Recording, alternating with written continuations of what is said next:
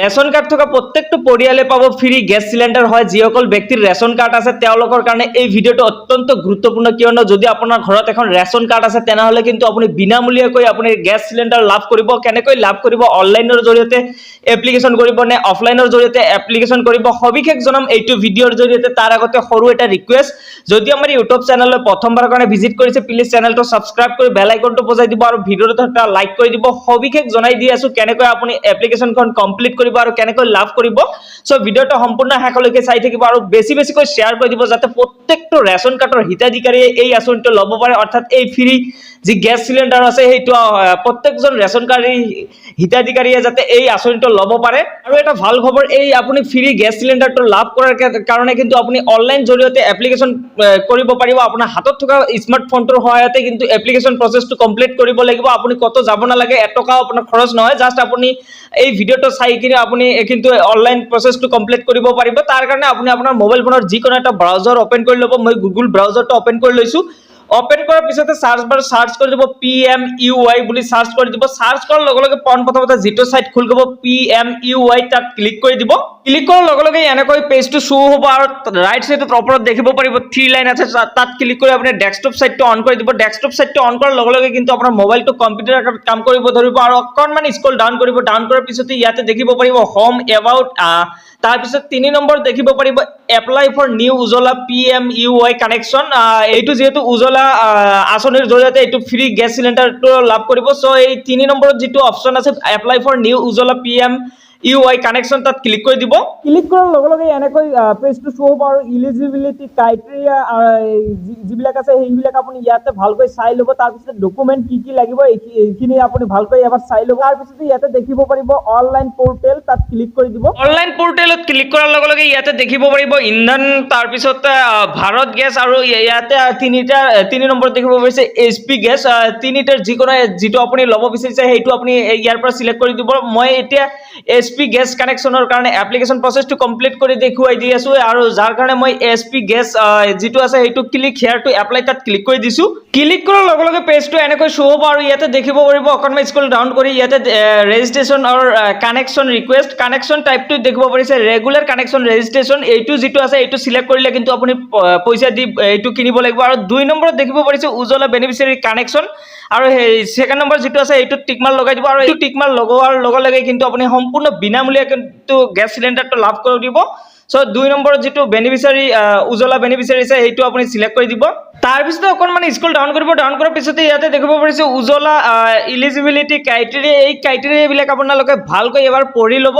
এতিয়া মই গোটেইখিনি পঢ়িব গ'লে বহুত ভিডিঅ'টো দীঘল হৈ যাব। সো মই এইখিনি স্কিপ কৰি দিছোঁ, আপোনালোকে ভালকৈ এবাৰ পঢ়ি ল'ব। তাৰপিছতে আই একচেপ্ট এবভ ডিক্লেৰেশ্যন এইটো টিকমাৰ লগাই দিব।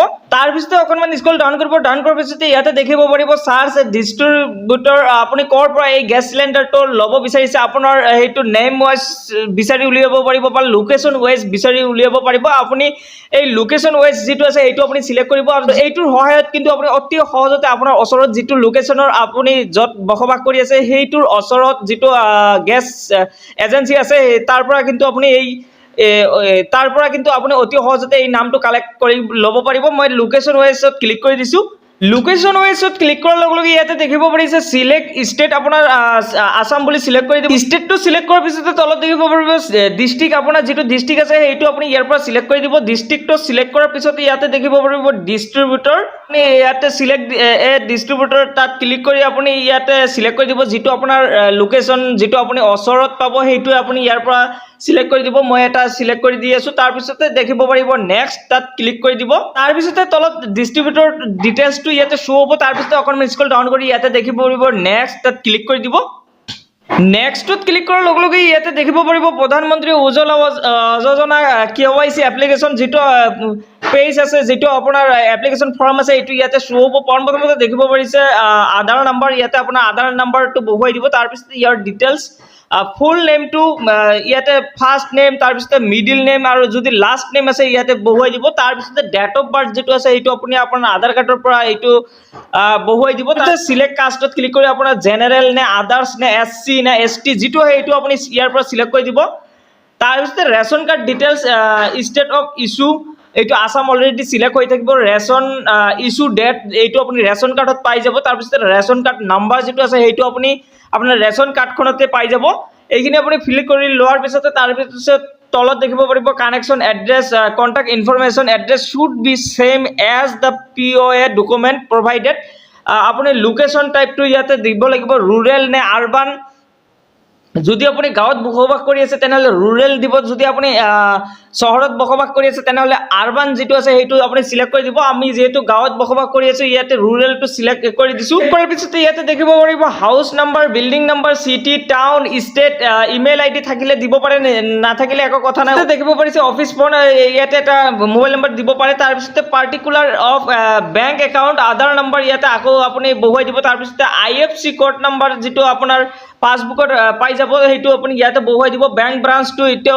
অটোমেটিক কনভাৰ্ট হৈ যাব তাৰ পিছতে বেংক একাউণ্ট নাম্বাৰ যেটো আছে সেইটো আপুনি মোস্ট ইম্পৰ্টেন্ট এইটো আপুনি ভালকৈ ফিল কৰিব লাগিব কিয়নো যেতিয়া আপুনি ফ্ৰী কৈ গ্যাস সিলিন্ডাৰটো লাভ কৰিব পিছত যেতিয়া আপুনি এই গ্যাস সিলিন্ডাৰটো বুক কৰিব যাব তেতিয়া কিন্তু আপুনি মাসুল দিব লাগিব আৰু তাৰ পৰা কিন্তু কিছু ৰাহি হৈ আপোনাৰ বেংক একাউণ্টত আহি যাব আৰু সেই একাউণ্ট নাম্বাৰটো আপুনি ভালকৈ শুদ্ধকৈ দিব লাগিব তাৰ পিছতে ইয়াৰ name as in bank account আপোনাৰ নামটো ইয়াতে বহুৱাই দিব তাৰ পিছতে LPG connection details type of connection আপুনি 14 কেজি টো লব বিচাৰিছে না 5 কেজি যেটো আছে সেইটো আপুনি ইয়াৰ পৰা যেটো লব বিচাৰিছে সেইটো আপুনি ইয়াৰ পৰা সিলেক্ট কৰি দিব তাৰ পিছতে প্ৰুফ অফ এড্ৰেছ আপুনি ইয়াতে বহু কেইটা ডকুমেন্ট আছে যিকোনো ডকুমেন্ট থাকিলে আপুনি ইয়াতে সিলেক্ট কৰি দিব আধাৰ কাৰ্ড বা voter ID driving licence ration card তাৰ পিছতে ওয়াটাৰ বিল যেটো আছে আপোনাৰ হাতত মজবুত আছে সেইটো আপুনি ইয়াৰ পৰা সিলেক্ট কৰি এড্ৰেছ প্ৰুফ আইডি টো ইয়াতে আপুনি টাইপ কৰি দিব তাৰ পিছতে ইয়াতে দেখিব পাৰিছে আপলোড সেকশন এইটো 500 KB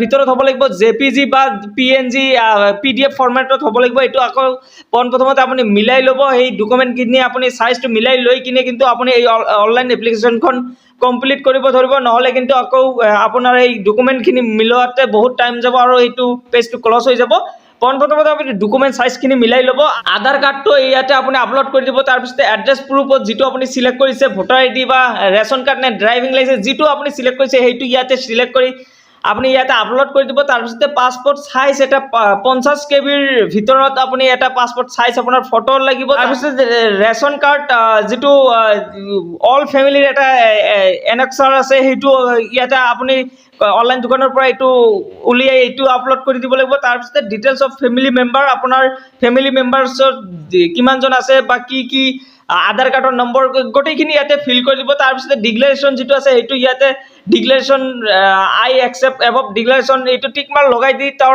তলত দেখিব পাৰিব এটা ক্যাপচা কোড এইটো ফিল কৰি দি আপুনি সাবমিট অপচনত ক্লিক কৰি দিব সাবমিট অপচনত ক্লিক কৰাৰ লগে লগে আপোনাৰ কিন্তু এপ্লিকেশন প্ৰসেসটো কমপ্লিট হৈ যাব আৰু আপোনাৰ হাতত কিন্তু এটা ৰেফাৰেন্স নাম্বাৰ পাব সেইটো আপুনি স্ক্ৰিনশ্বট বা কপি কৰি বা নোট কৰি আপুনি ৰাখি দিব আৰু সেই ৰেফাৰেন্স নাম্বাৰটোৰ সহায়তে কিন্তু আপুনি অতি সহজতে চেক কৰি জানিব পাৰিব আপোনাৰ এপ্লিকেশন প্ৰসেসটো কমপ্লিট হল নে ৰিজেক্ট হল বা কি পৰ্যায়ত আছে সেইটো আপুনি ঘৰত বহিয়ে কিন্তু অতি সহজতে আপোনাৰ মোবাইল ফোনৰ সহায়তে চেক কৰি জানিব পাৰিব সো এইখিনি আছিল আজিৰ মূল বিষয়বস্তু যদি ভিডিওটো ভাল লাগিছে আপোনাৰ বন্ধুবৰ্গলৈ শেয়াৰ কৰি দিব আৰু যদি চেনেললৈ নতুনৰ কাৰণে আহিছে চেনেলটো সাবস্ক্ৰাইব কৰি বেল আইকনটো বজাই দিব